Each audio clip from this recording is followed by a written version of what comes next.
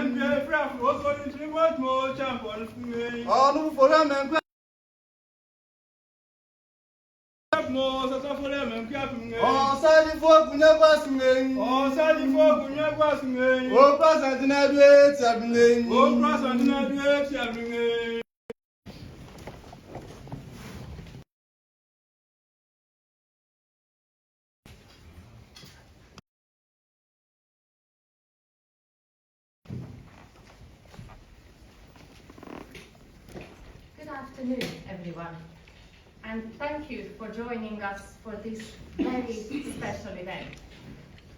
I am delighted to be asked to open this year's St. Andrews Africa Summit and welcome today's very special guests to our university. This afternoon, we are truly honored to be joined by His Royal Majesty Otumfuo Osei Tutu II, the 16th Asante Hene, along with several esteemed Asante chiefs, Nananum, and others, members of His Royal Majesty's administration.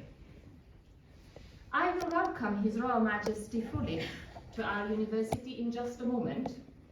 However, first I would like to share with you some details of today's event and express our sincere thanks to some of the people here who work hard to make this summit such a success. The St. Andrews Africa Summit, SASM, is an annual event focused on Africa and the African diaspora, coordinated by a dedicated team of students here at the University of St. Andrews.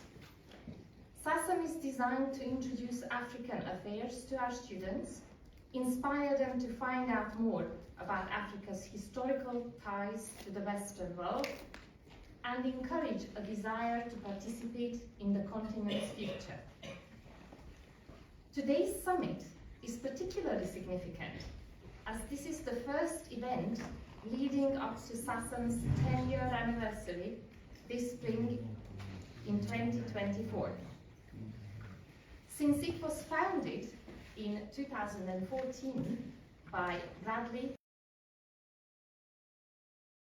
whom we will hear more very soon, the summit has gone from strength to strength, welcoming such luminaries as the Nobel Peace Prize laureate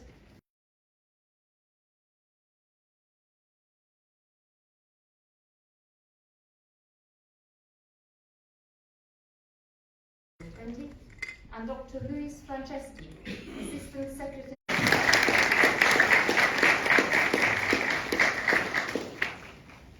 It is also important to say that we would not be here today without the efforts of our alumnus, Bradley Boku Amankwa. Bradley's vision and commitment are shown not only in his founding of SASM in 2014, but also in the extraordinary efforts he has made to bring this event to fruition today. Please join me now in expressing our sincere thanks to Bradley.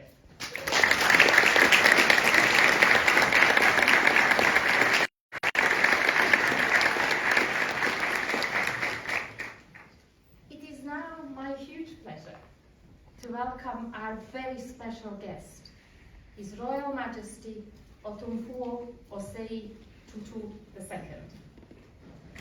His Royal Majesty was installed on 26th of April 1999, and since then has become renowned for his transformational and inspirational leadership. He has received many accolades, including the Pillar of Peace Award for his visionary leadership in restoring peace in the Kingdom of Gabon in Ghana, from the Africa Premier Leadership Awards in 2020, the Chartered Institute of Marketing Ghana President's Special Award in 2019, and was bestowed with an honorary degree from his alma mater, London Metropolitan University, in 2006. As a founder and patron of the Otumfuo Osei Tutu II Foundation, he has expressed his clear passion for educational development and the power of education to transform lives. His dedication to education in Ghana is also demonstrated by his role as Chancellor of the Kwame Nkrumah University of Science and Technology. The wider aims of the Foundation have much in common with the themes of the University of St. Andrews strategy, which looks to place our 600-year-old university on a strong footing for the future. Entrepreneurship is one area in which we share a focus, and the Foundation's Otumfuo Entrepreneurship Challenge plays an important role in nurturing the next generation of Ghanaian entrepreneurs. His Royal Majesty is also known for his environmental vision. In 2019, he announced the planting of 2.5 million trees around Lake Otumfuo to protect the water bodies of the Asante Kingdom and preserve the land for the next generation. This is yet another area in which our goals align, with the St. Andrews Forest Project forming an integral part of our commitment to becoming a net zero university by 2035. Finally, on a personal note, I'm told that His Royal Majesty is rather keen on golf. Another topic you can learn a lot about in St. Andrews. I sincerely hope that your visit to our town and our university demonstrates how much we have in common, both on and off the fairway.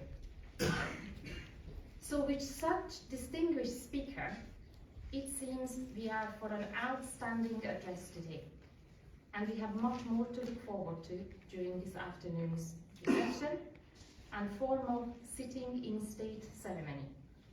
However, for now, please join me in welcoming His Royal Majesty Otumfuo Osei Tutu II.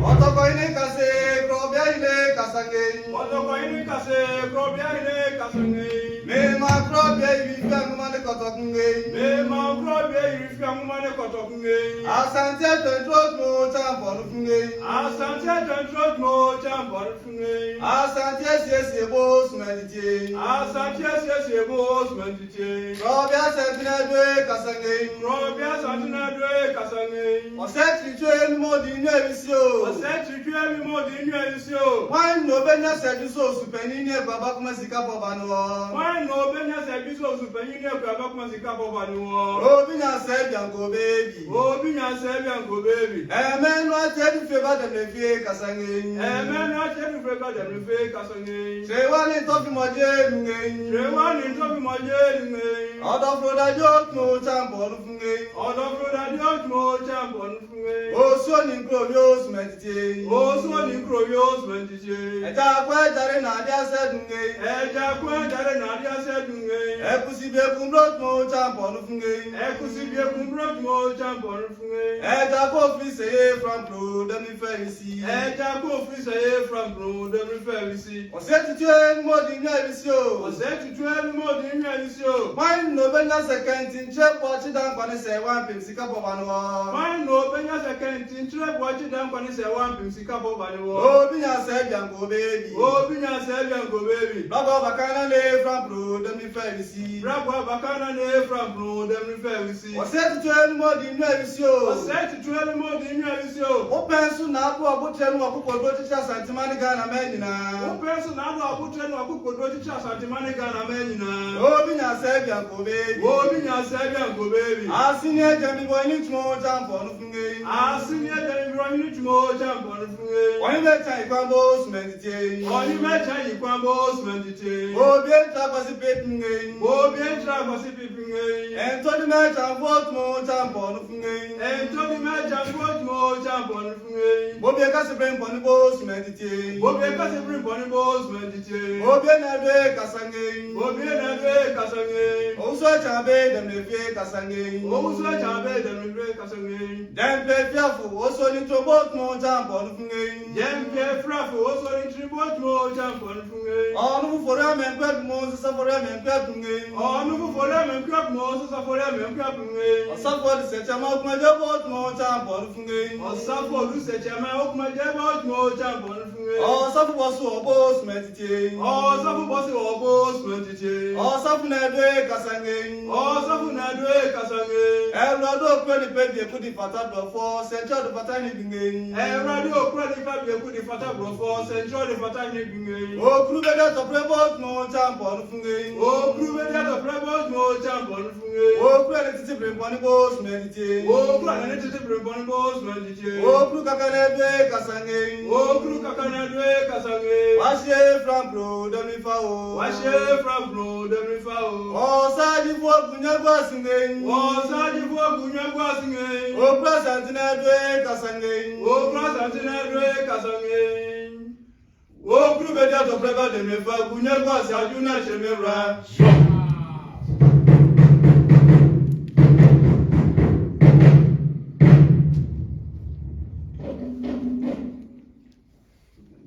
Let me begin by thanking the St. Andrews Africa Summit and the Headmaster of the University for the kind invitation to deliver this distinguished keynote address for this year's edition of St. Andrews Africa Summit. The last time I delivered such an address at the University of Cambridge, it coincided with the university overtaking its traditional Oxford rivals for the first spot in the university rankings. I am happy to note that this time round, the University of St. Andrews had broken the duopoly of the Oxbridge colleagues and leapfrogged them to take first spot in the rankings. Well done to the Vice Chancellor and the University for long may your success continue. Your Africa Summit initiative underscores your commitment to the continued study of Africa, both academically and as a challenge to the evolution of human development. The continent presents a study of immense importance to our generation. Only a few days ago, the African Union, representing the 57 independent states of the continent, was admitted into the G20, which whether this was an exercise in window dressing or a significant step in the process of global development, only time will tell. But at least, the move underscores the point that Africa can no longer be taken for granted. The imperatives of global peace and harmony require rethink both within the continent and in the larger global community about our place in the global family. We face the incontrovertible fact that Africa has been badly served by past history. Our history has been distorted, and we have served periods when even our very humanity has been challenged, even crucified on the cross of Hegelian intellectual. Our generation now has the obligation not to whine and complain, but to stand up and challenge the distortions of the past.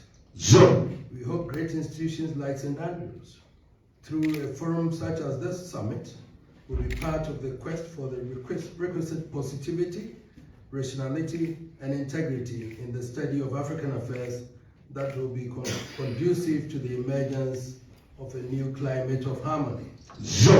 It is the reason I'm here, to share our thoughts on traditional leadership in the modern democratic society. The last century was arguably the defining century of the continent of Africa. The preceding century had been, for me at least, the century of humiliation, when the entire continent was carved up in an orgy of colonialism described as the scramble for Africa.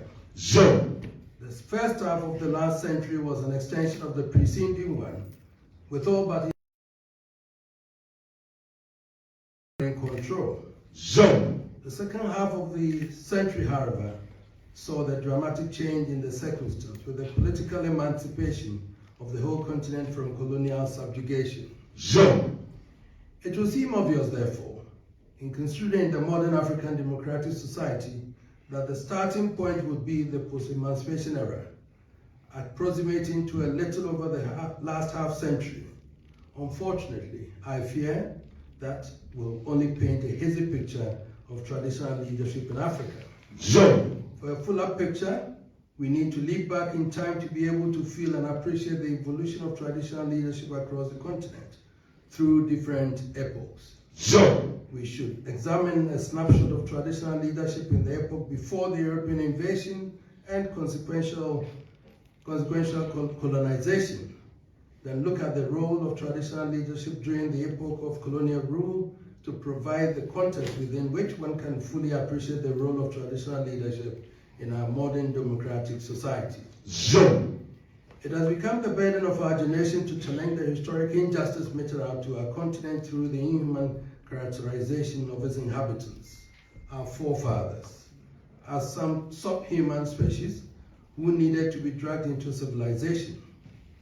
As a corollary to this endeavor, attempts have been made to decapsulate the continent by pretending that the nations of the north, such as Egypt, are not of Africa at all.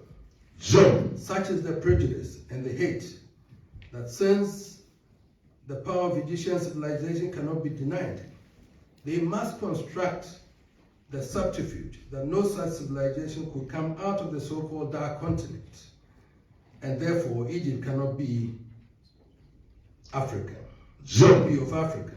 And yet, whether you believe in or deny the existence of God, you cannot deny the existence of Africa as one continuous continent. Its landmass stretching from the Mediterranean north to the Atlantic south and from the east to the west.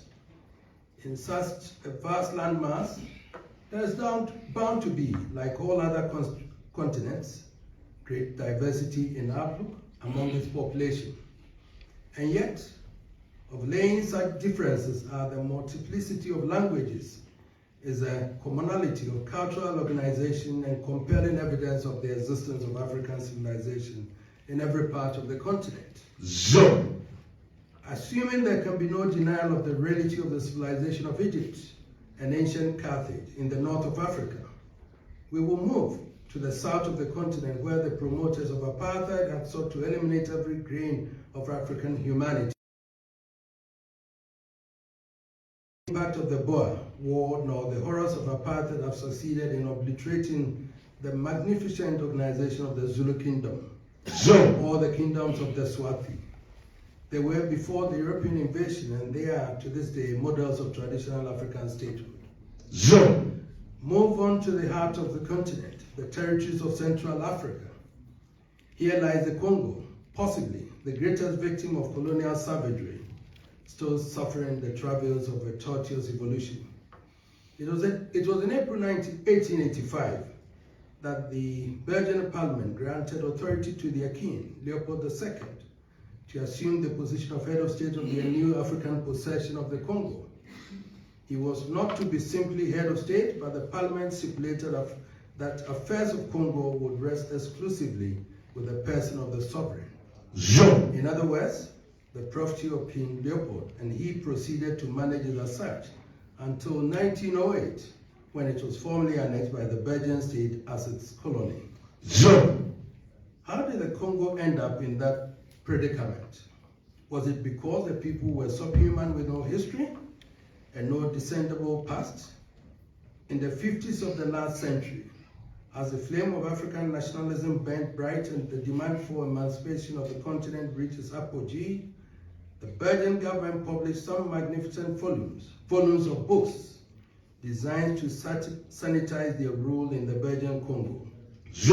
Between accounts of the horrors inflicted by other European powers that preceded them, the first volume of the massive book published by the Information and Public Relations Office of the Belgian Congo and Rwanda ruling also attempted to assuage the hurt of the people by relaying some unpalatable truths about their history. After recounting what had been discovered about the origins of humanity in the soil of Africa, the book noted that much of Central Africa had been shrouded in mystery as a result of the absence of any written accounts of lasting monuments.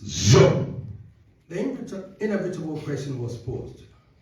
Must we conclude from this that for nearly 2,000 years, Central Africa, cut off from European progress by the desert and by impassable rivers, saw only unorganized hordes similar to the human heads of prehistoric times? And the authors provided the answer. Not at all. This is an erroneous idea. It is still believed in certain circles where people repeat glibly that until the arrival of the Europeans in the last century, the history of Black Africa is one with prehistoric times. And the book goes on. As a matter of fact, the first Europeans who landed in Africa often found communities that were politically organized. Some of them, under the stimulus of the head of a family, who transformed themselves into a monarch, have even become kingdoms such as the Kingdom of the Congo near the mouth of the river, founded in the 13th century, or the Empire of Luanda on the frontier of Katanga, created in the 13th century. There are many evidences of these Congolese monarchies. The very first explorers from Portugal pointed out that the natives there were more civilized, and although they had not yet acquired writing skills as had the empires of Benin and Timbuktu in West, the political structures closely resembled the feudal organization of Europe in the Middle Ages. In fact, the king had divided the country into provinces and districts, at the head of which he had placed delegates chosen by himself. However, in certain cases, there were already popular elections, a kind of democratic counterweight in embryo opposing authoritarianism. There were rather highly developed techniques. The castle of iron and copper was known.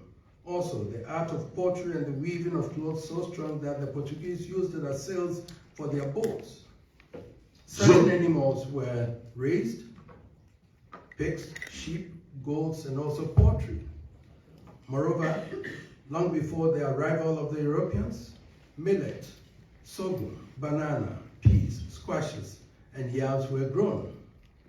Such was the Congo, the official Belgian government publication tells us, when their king, Nzinga Intimo, received the delegates that the king of Portugal sent to him in 1484. Testament to his sagacity, King Nzinga Intimo immediately dispatched emissaries of his own to the king of Portugal, asking for masons, carpenters, agricultural laborers, and missionaries.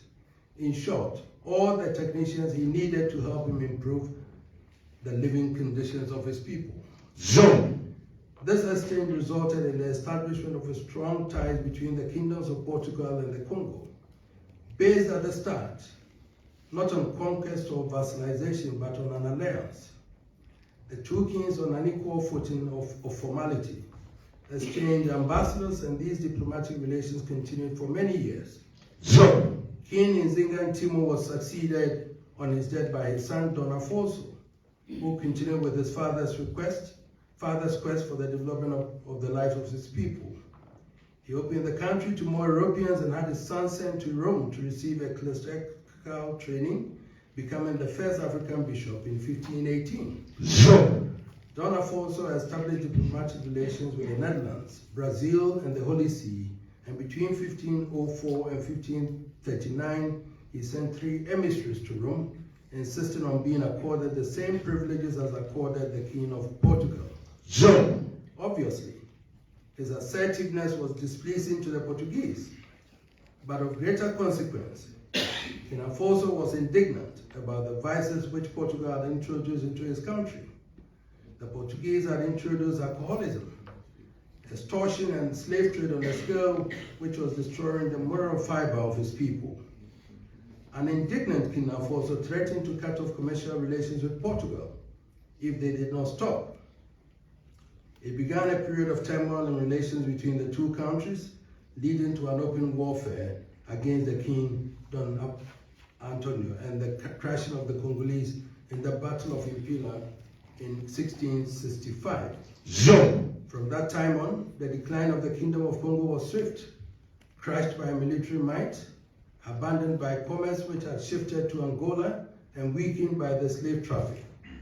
The Congo was reduced to vassalization, and as a phantom state, it was finally dismembered definitely in 1885 when it was partitioned among France, Portugal, and Portugal and King Leopold.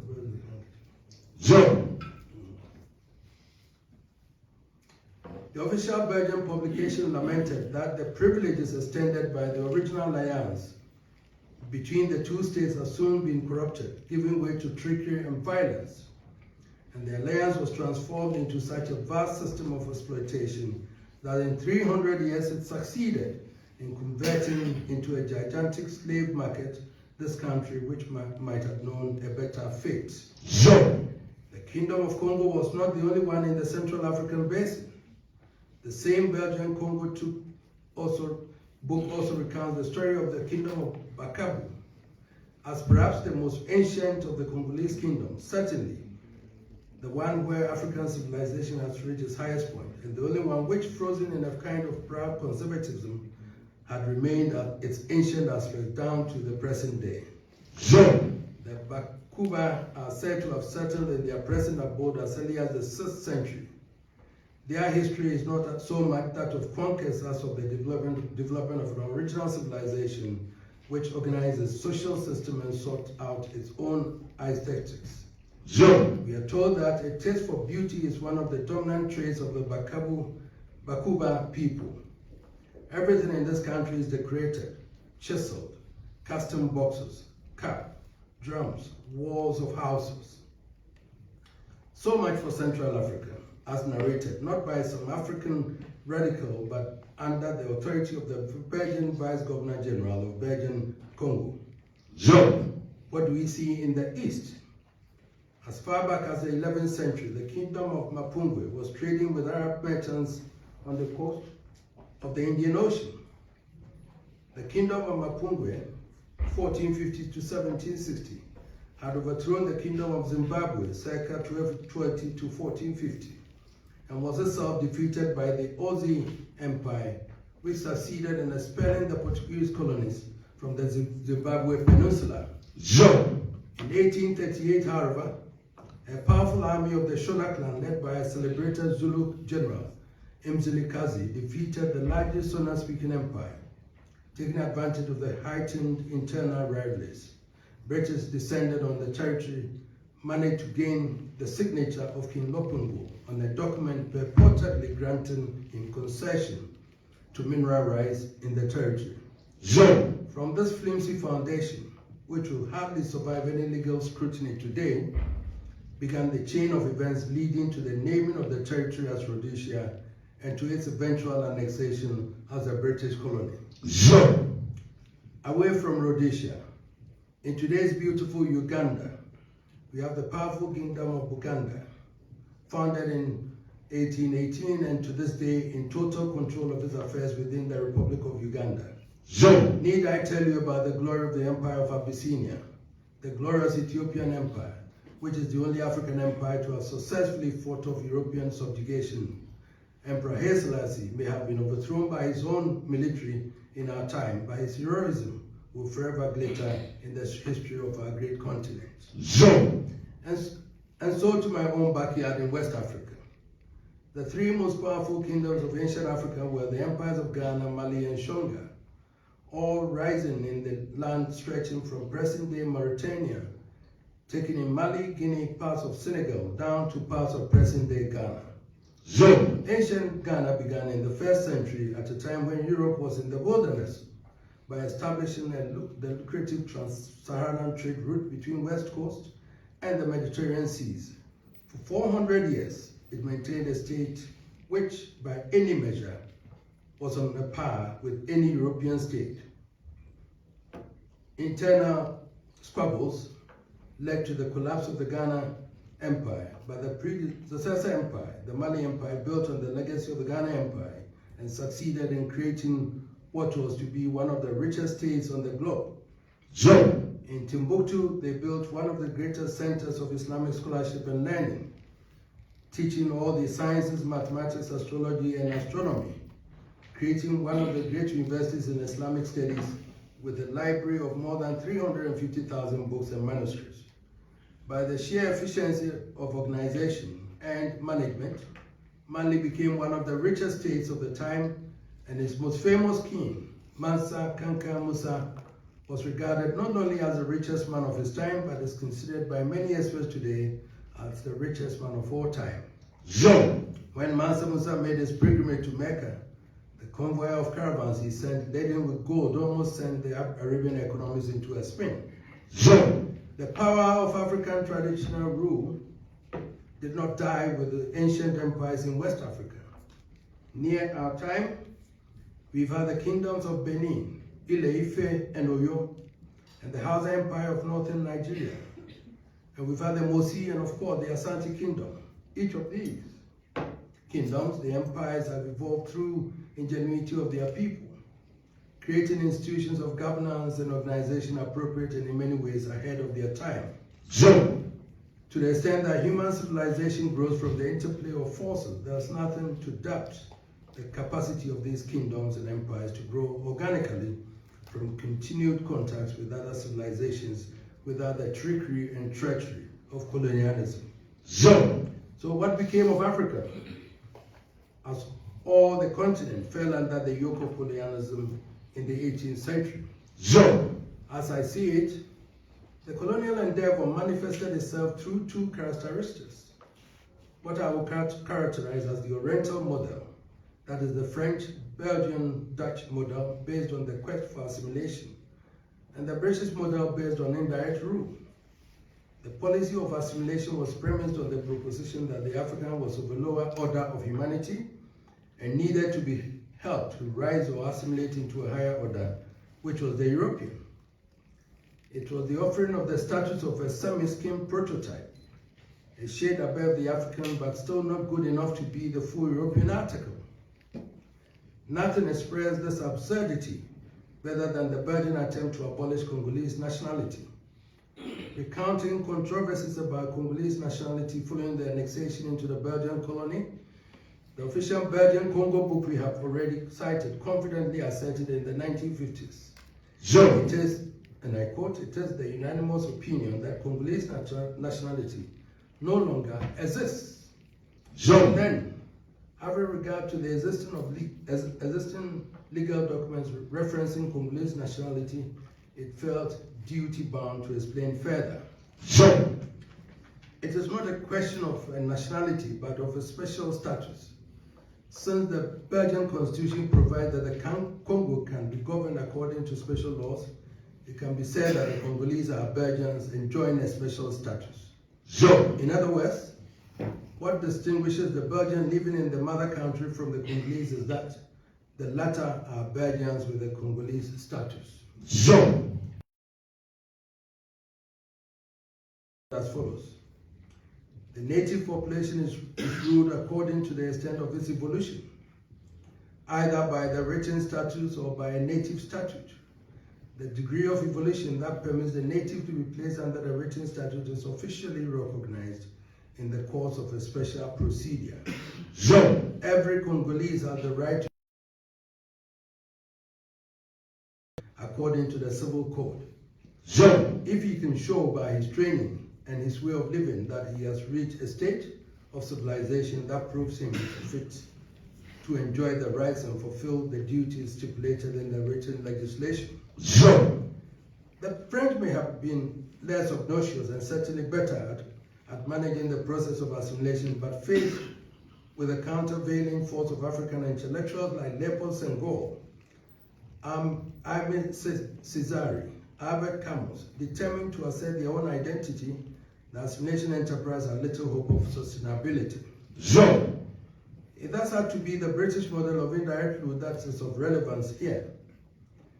British colonial policy acknowledged the primacy of a traditional governance, and while they did not endow them with the scope of development, they were nonetheless co-opted into the process of governance in a very practical sense. Chiefs became part of the legislature. Some served in the executive council, which will be the cabinet of today. But more significantly, the traditional structure of governance under the direct rule of the chief remained undisturbed at the local level, leaving the colonial civil servants to concentrate on law and order, taxes, and the provision of such social services as education and healthcare as colonial rule would allow. This collaboration between the traditional rulers and the colonial administration served their purpose well, and when, for example, the Gold Coast was cited as a model colony, it was not because Britain had sent any special breed of colonial administrators. It was because the traditional structure on which the colonial authorities were riding had proven to be that much efficient and effective. But if it served the colonial order well, it will unwittingly open fault lines in the substructure of the edifice of the independent states of the future. For few of the nascent political leaders of the liberation movement fully appreciated the dynamics of the situation their traditional rulers had to navigate. Conversely, the traditional leaders could not by themselves fathom how the relationship between them and their once loyal subjects would change in the emerging political environment. As I have argued elsewhere, it left a trust deficit in relations between our chiefs and our nascent political leaders, which had a negative impact on the constitutional arrangements by which the countries regained political independence. For example, the British managed to accord special protection for the Kingdom of Buganda in the Constitution of the Independence of Uganda in obvious gratitude of the critical support the colonial administration received from the kingdom. But it left a deep political scar in relation with Prime Minister Milton Obote, who eventually tried to abolish the kingdom. Thankfully, the kingdom was restored and remains in full flow today. The political dynamics in Ghana preferred a different outcome. Efforts to give traditional authorities a sustainable status in the independent constitutional order failed largely because, as history often tells us, we do not always appreciate the danger until we are in the grip of the elements. In Nigeria too, while the North managed to integrate traditional leadership at the time, the southern states were less obliging. It remains my view that the trust deficit created by the colonial circumstance in turn created the fault lines which gave rise to the instability of the post-independence constitutional order. We have in the past few minutes undertaken a journey into time, into the glory, seeing the fateful encroachment of European colonization and the eventual subjugation of the continent. And we have arrived at this point where Africa has regained her political freedom. Now, we are required to examine how traditional leadership has adapted to the new democratic societies of our time. Frankly, one would have thought from the epic journey we have undertaken that the issue we are dealing with could be framed differently, namely how far we have gone or how successful we have been in ensuring that the new democratic ideals we have imbibed are firmly rooted in the African soil. That, to me, is the elephant in the room. Or if I may, for Ghanaian political balance, the umbrella in the rain. In the half century since the political emancipation of the continent, the independent states of Africa have undergone bewildering experiences. Military coups, civilian wars, extreme famine have intertwined to create a far more edifying image for the continent, and it cannot be outrageous to suggest that we are still groping for the correct pathway to the process. If we are honest, we will have serious doubt about a system which offers little or no scope for consensus building in an environment which demands all hands on deck. A system so focused on the winning and retaining political power that considerations of national interest become subservient to considerations of political party and private pocket. Has it been an act of misplaced political indulgence for us to believe that democracy is one size fits all, or a package for simple straight transplant? It may very well be, in my view. I've always had a brilliant surgeon here with me in my team, and if I didn't know, at least he would remind me that there's nothing like a simple transplant. So much has to be done to prepare the body before a transplant. Otherwise, you risk the trauma of organ rejection. As with the body, so it is with the polity. However you package a system of governance, it will only survive in the right environment. Unfortunately, we in Africa have been obliged to succumb to the proposition that merely transplanting a multi-party electoral system is sufficient to guarantee the sustenance of democracy and achieve the development goals of the state. I fear this is a grave error, and I say so not because I do not accept democracy, but because what we see only postulates a caricature of what democracy in its fullest sense should be. We have attested to the history of African civilization and governance going back millennia. We have proven how far Britain utilized and relied on the system of traditional government to ensure the success of this colonial administration. I would have thought that we would have sufficient confidence in what we have built, which has served us over the centuries, to use it as a foundation on which to erect a new governance structure, and to then explore how we infuse the new ideas into them to give us a dynamic system appropriate to our conditions and circumstances. Let us be clear. The French Revolution abolished the monarchy under the banner of liberty and fraternity, but democracy did not abolish the monarchy in Britain and the rest of Europe. Democracy was built on the solid foundations of enduring monarchy, and much of Europe and the rest of the world is the better for it. What makes it impossible to use the traditional institutions of Africa as the foundation for the construction of democratic institutions of our new independent states? It has to be a matter of great regret that even after the failures of the initial independent constitutional order, we still surrendered to the arrogant proposition that the true African creation is unworthy. I fear this perpetuates the old colonial absurdity which consigns all African achievements and creations to the rubbish heap. It is significant, it is against this background, that we can now look at the role of traditional leadership in the new democratic state. From what we have learned so far, it should be evident that with few exceptions, the constitutional arrangements of the new African democracy leave traditional leadership at the peripheries of national governance. Within that limited range, much good is often accomplished. Traditional leaders offer useful counsel and advice to elected political leaders and serve as interlocutors between them and the ordinary people. As we all know, 80% of the population of Africa lives in the rural areas. The primary loyalty of this mammoth community continues to be with their chiefs. Inevitably, their leadership is critical in the quest for development and prosperity of any country.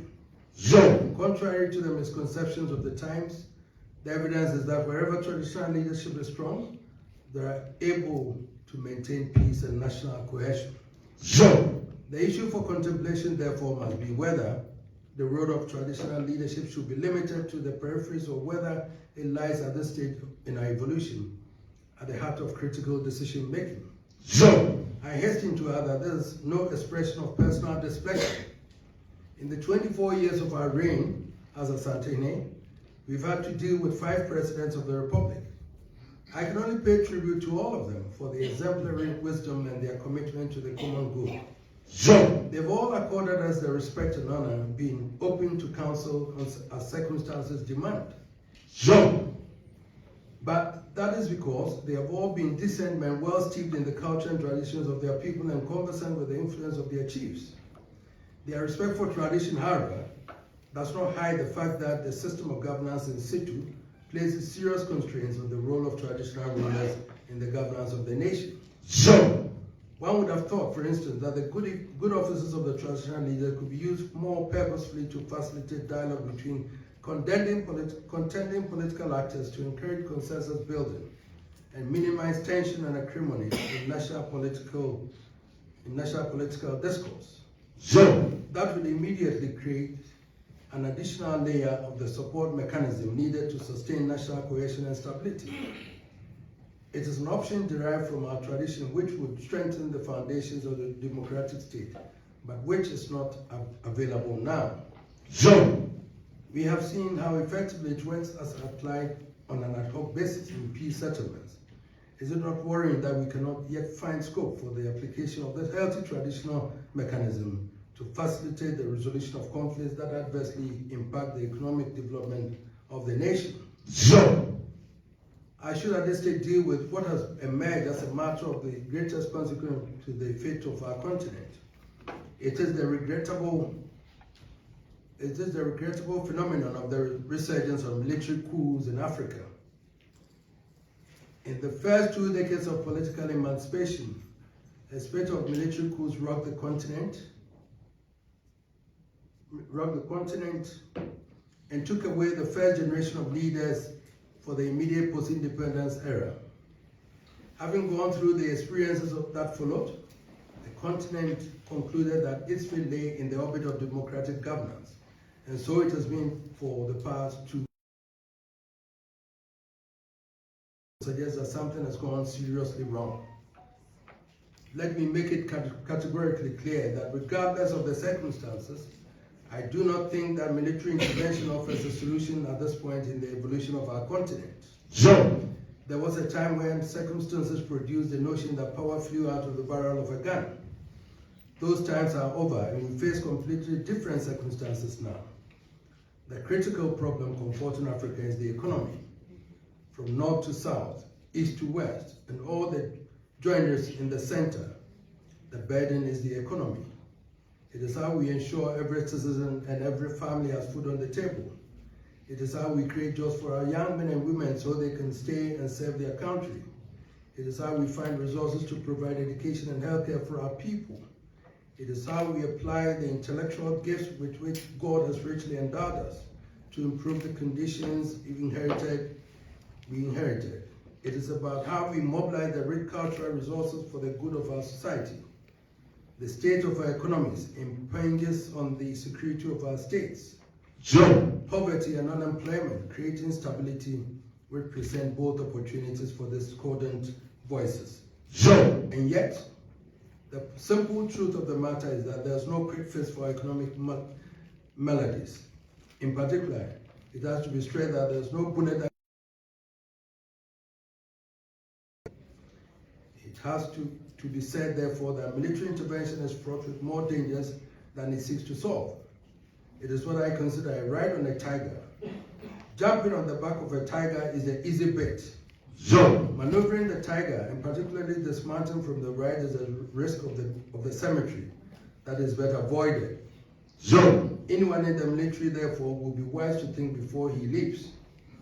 As they say, the road to hell is paved with the best of intentions, and however grievous the temptation, and however genuine one's motivation, some precipitate actions may produce the effect of pouring fuel on an already inflamed situation. The problem you create may be worse than what you seek to solve. Having said that, we should also be clear that what is happening is telling us something we dare not ignore.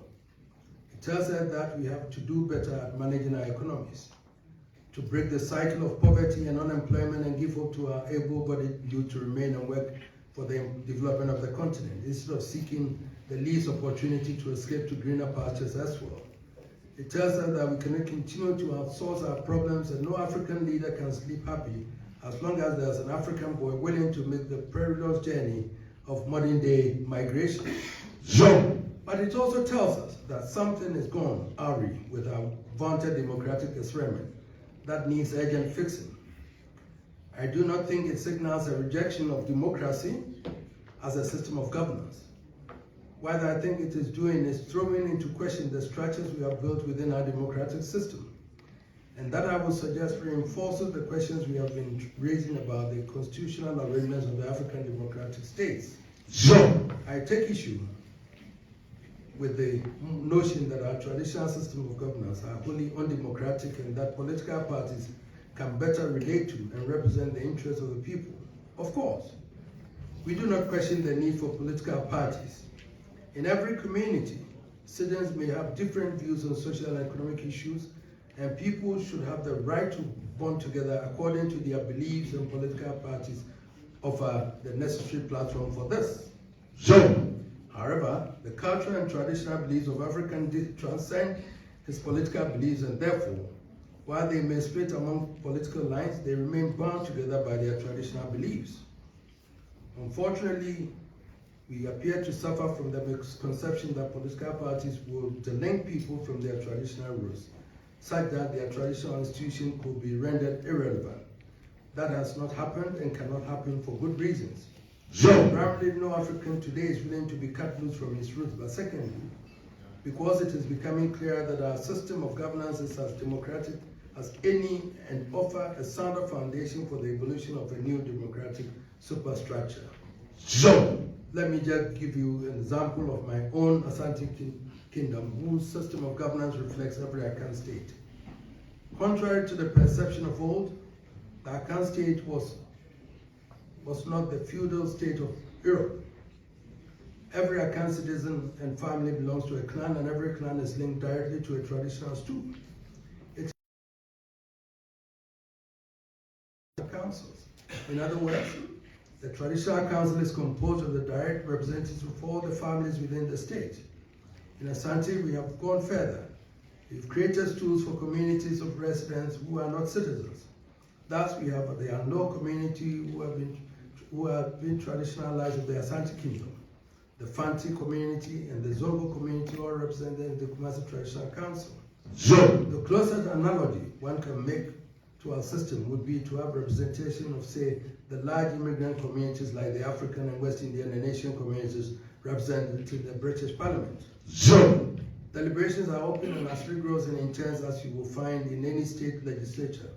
But underpinning it all is the inviolable respect for traditional ruler, traditional order. All matters of adjudication or conciliation are conducted through an open, fully documented process, and all chiefs in attendance are called to express their conclusions. The beauty of it is that every chief always has his advisors and may consult freely before stating his opinion. As an exercise in democratic practice, I would not yield to anyone on the efficacy and democratic nature of our process. We are able, through our system of adjudication and conciliation and arbitration, a myriad of litigation that would have paralyzed the judicial system. Our queen mothers are resolving domestic issues and leading the way to the empowerment of women at all levels. So the million-dollar question is why it is still impossible to achieve a fusion of our traditional system with the new democratic elements that will give us a strong, sustainable structure. We ask how such a fusion would impact on the gargantuan challenges of economic development. I am sure there are many objective analysts who wonder whether our economies are not beyond the narrow confines of partisan politics to to manage. Indeed, there are many who now believe our problems require the pulling together of all available talent and human resources, but regrettably recognize that the realities of party politics make it impossible to achieve. The issue that arises is why traditional leadership cannot provide the platform for greater collaboration in the process of decision-making on critical issues of economic management, which overcomes the sensitivities of partisan politics. Surely, as an African setting, this is not impossible to contemplate. It is the reason I'm not overwhelmed by the enormity of the challenges facing Africa, and the reason I ask the world community not to despair about the condition of our beloved continent. We are the children of immortal Pharaoh, the children of Mansa Musa, the heirs of Opemsuo, King Osetutu, the children of King Chaka Zulu. We are what we are and what we were, and we will be what we are. Not the caricature of some proto-Europeans that history has portrayed us, but proud Africans confident of their destiny, and know where the destiny of Africa lies, where our future lies. Africa should look to its past to find its future, and that future can only be as bright as the African sun. Before some of us begin to run for cover, let me offer one assurance. The future is not clouded in revenge or retribution. It is the future of reconciliation and positivity and cooperation. Remember, my great uncle, King Prempeh I, returned from 25 years of heart-rending exile, shaking no doubt, but unbowed, and called for the people of Asante Kingdom to embrace the new reality and join together to build a new state of the Gold Coast, which is now Ghana. That spirit of conciliation has reigned with us to today. So did my dear friend Madiba Nelson Mandela, who walked out of Robben Island after 24 years to hold a hand of friendship to his captors and so heralded the collapse of apartheid. I have no doubt that African spirit of reconciliation will prevail in that future and will shine a new light through the darkness that today threatens to engulf the world in conflict. We need from the world community's understanding and support, genuine support to efforts to overcome the ravages of economic wars. In that setting, we can look forward to a strong, regenerated and developed Africa, enriched with the inspiration of its glorious past, sharing prosperity with the rest of the world in peace and harmony. And Ghana and Britain can look forward to a new era in which confidently celebrate the possibility of our historic ties and consign any of the seals to the tales of forgotten folklore. Thank you, St. Andrews, for the opportunity to share our vision of traditional Africa in this episode.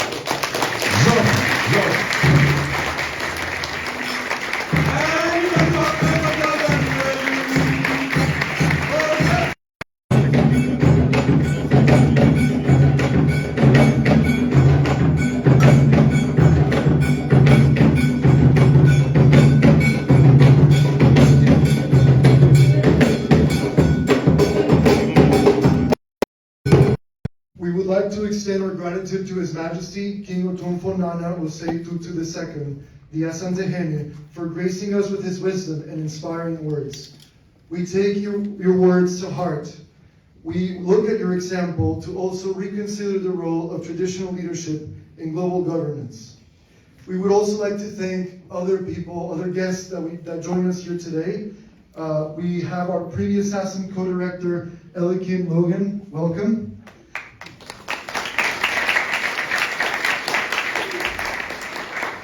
We have His Excellency the Consulate General of India, Bilaj Silbaraj. Welcome. We also are graced with the presence of His Excellency Ambassador Edward Botang, SASM's first ever panelist speaker and one major contributor to this event. Welcome.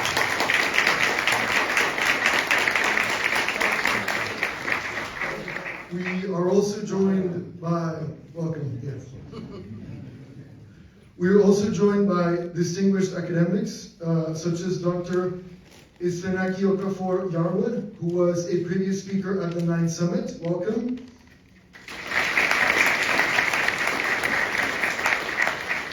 We also have a distinguished expert from the School of Art and History, Dr. Kate Coucher. Welcome, Dr. Coucher. And one of our guests, who is one of our visitors here as a global fellow in the School of Art and History, Dr. Angelo Kakade from Macquarie University. Welcome, Dr. Kakade. And finally, we would also like to welcome His Majesty's distinguished administration and delegation, fellow chiefs, and other distinguished guests.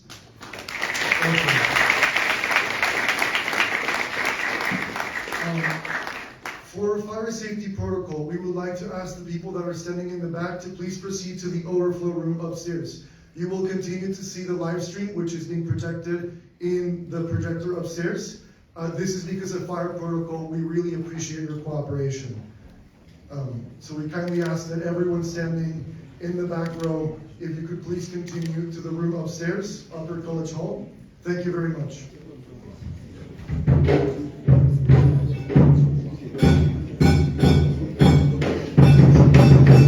You will be able to come back down for this later. And now,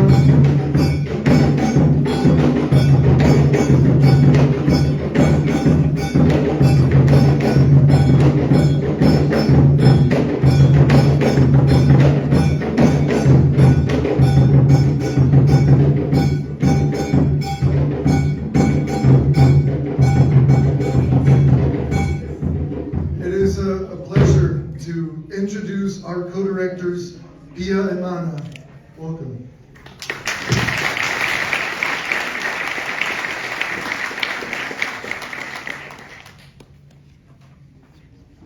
Good afternoon, Your Royal Majesty, ladies and gentlemen, esteemed faculty, distinguished guests, and our fellow students.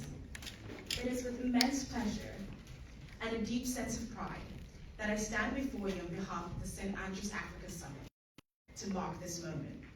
Your presence is a testament to the global reach and impact of SASM. We are truly honored to have you all.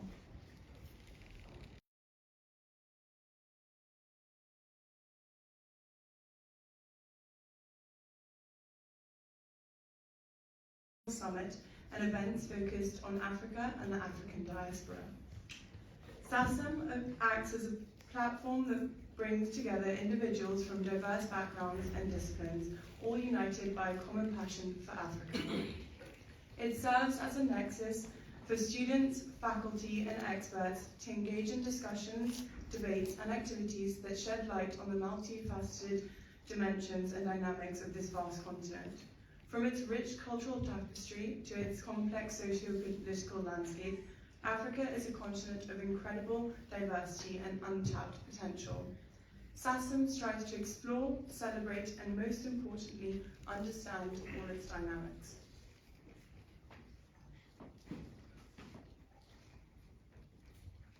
Having His Majesty here to start out our 10th year is not just a privilege, but a symbol of the values and aspirations we hold dear at St. Andrews. We are grateful for the opportunity to learn from his wisdom and experience as we embark on the next phase of our journey.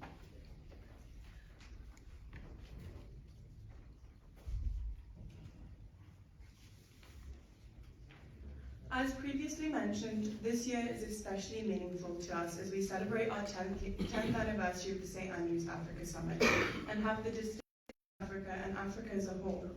His Majesty's leadership, wisdom, and commitment to the development and welfare of responsible global citizenry.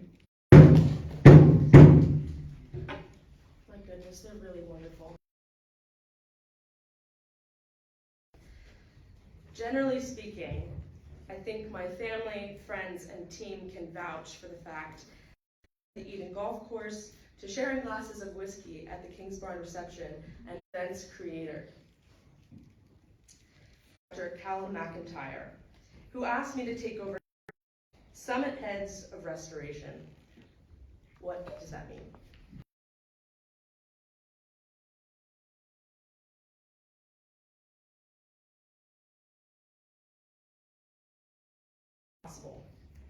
The graduated teams lost touch and therefore oversight as to who took over SASM in that 2-year limbo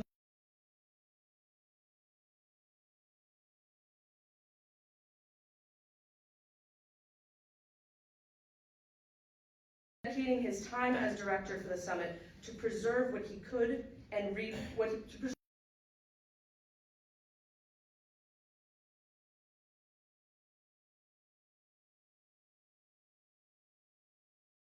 our events within continental Africa and from. Because of Callum, SASM has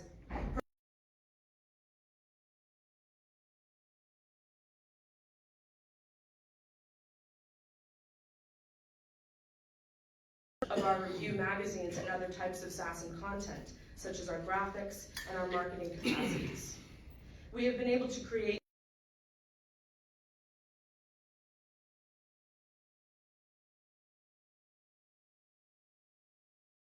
group and the Afro-Caribbean Society.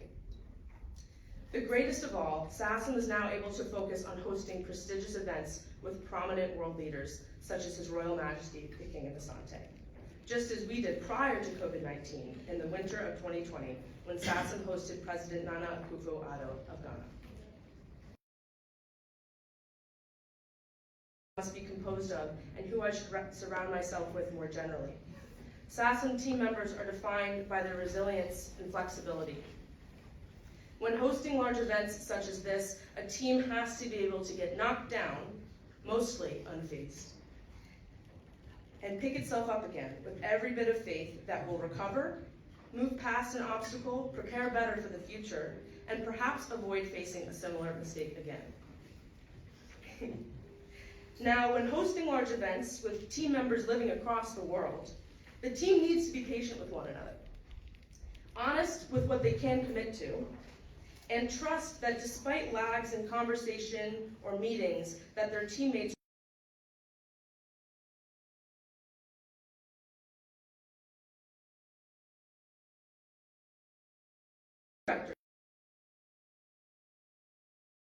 the summer. Mana facing the intense and long hours of a finance internship, and Pia working in remote areas such as the Amazon and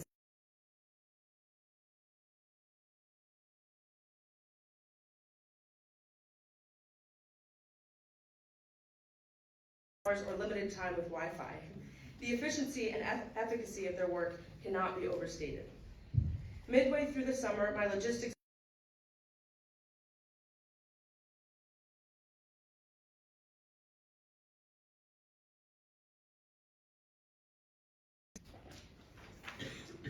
and overall creative direction. He currently also sits in the back of the room, live streaming the event. My content deputy is serving as a photographer right now as we speak. My head of finance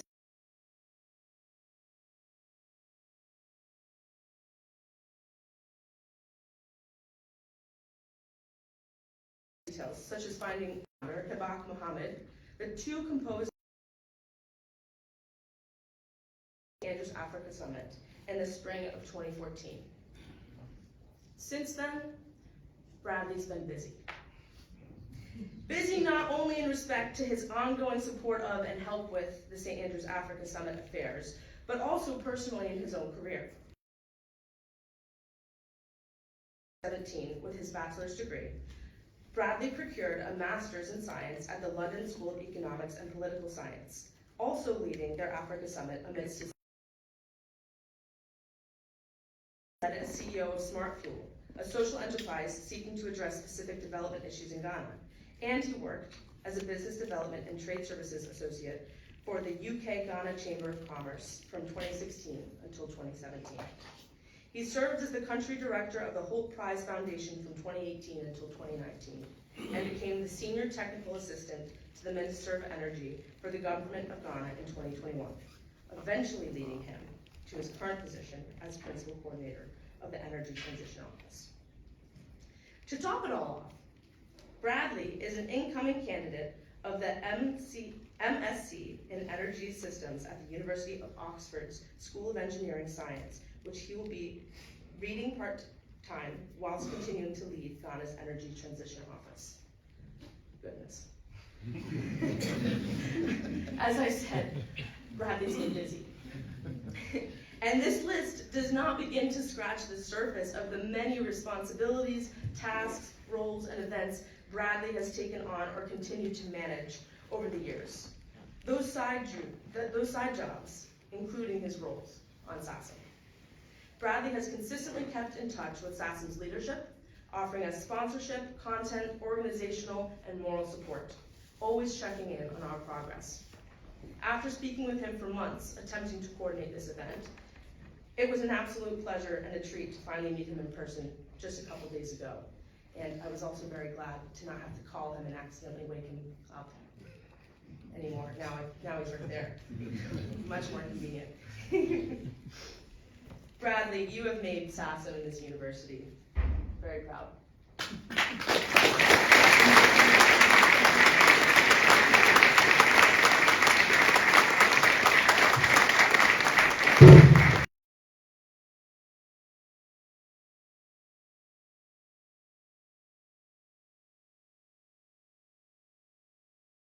Travel to attend or participate.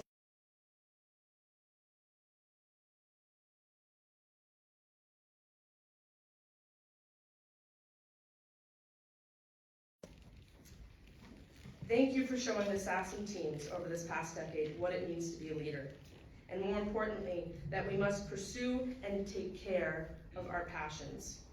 For you, that has meant looking after us, for SASM, and for the further education of others. Kudos and congratulations to you, Bradley.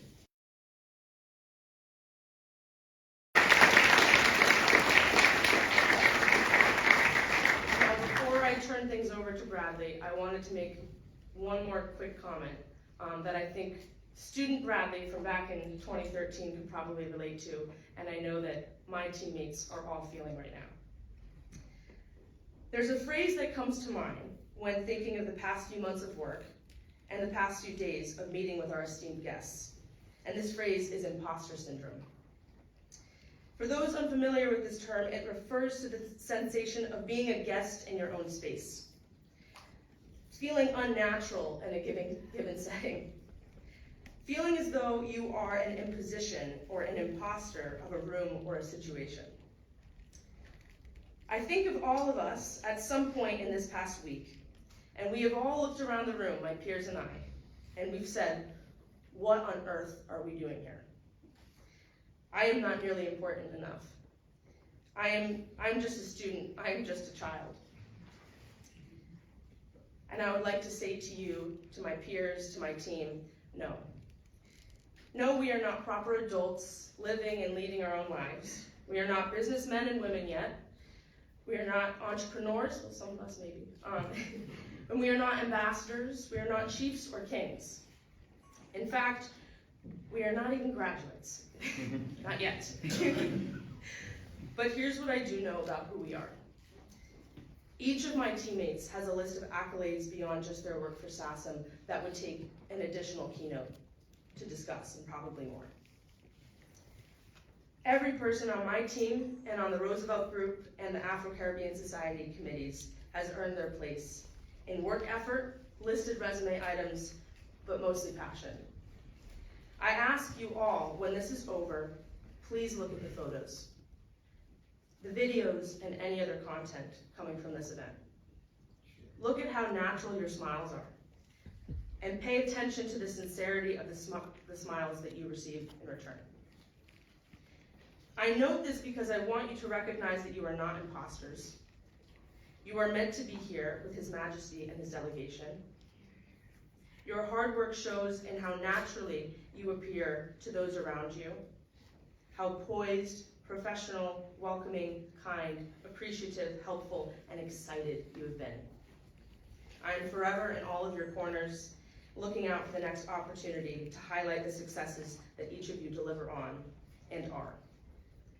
Now, without further ado, I welcome Bradley Otumfuo to the stage to further introduce himself, to welcome and thank His Majesty King Otumfuo Nana Osei to take this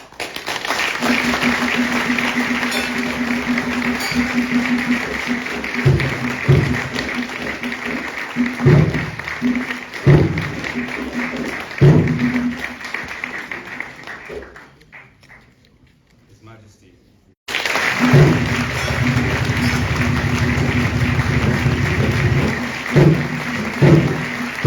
Accepting my invitation.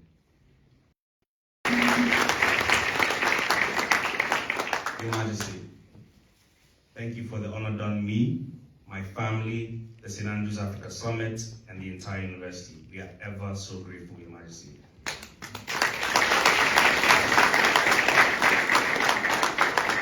Almost a decade ago, after being here for not less than a couple of months, the profile of African affairs here on campus, I gave my good friend Hebak Mohammed a call to see if she would help me get it off the ground. And somehow she obliged. Mind you, she was 2 years my senior here, of Somali Norwegian heritage and Muslim, almost the polar opposite of me.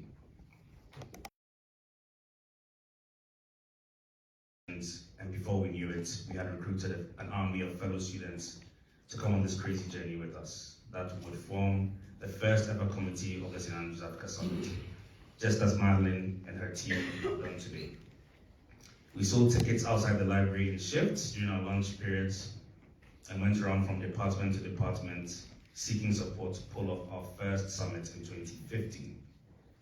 We are so grateful to the people that believed in us from now until then, including the late Professor Ian Taylor of the School of International Relations, may his soul rest in peace, and His Excellency Ambassador Edward Boateng, who joined us as our first ever keynote speaker back at the inaugural summit, when nobody believed in us. Thank you. And who has also been an incredible pillar of support towards our milestone event today. Thank you, Excellency. Exactly 10 years ago, I found myself here as an undergraduate, beginning my first degree, now going on to my third.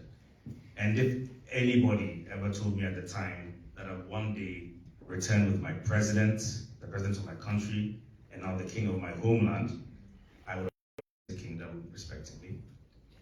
Both nations have very strong and colorful cultures, as of the Scottish tartan and the Ashanti Kente fabrics, and share values of extended kinship, military prowess, and a deep appreciation for heritage and tradition. We even share a rather unique recipe, the infamous Scottish haggis, a sausage-like pudding made up of offal, which is a close cousin of my favorite Ashanti delicacy, boswa. Of the unique opportunity to see His Majesty's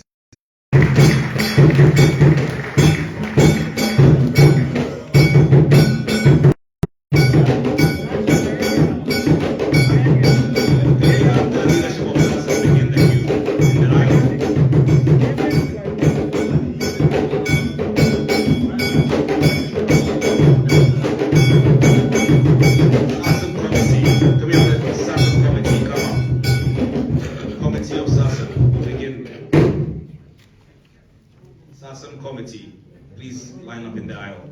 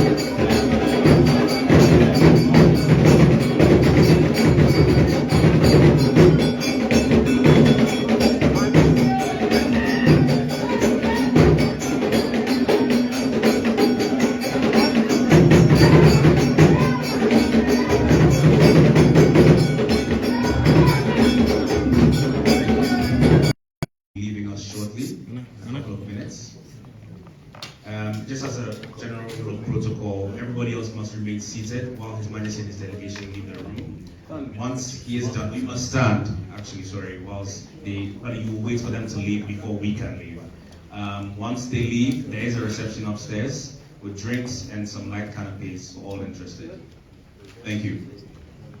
So we'll just take some quick housekeeping rules and then we'll take it there. Okay, actually, can everybody just stand up?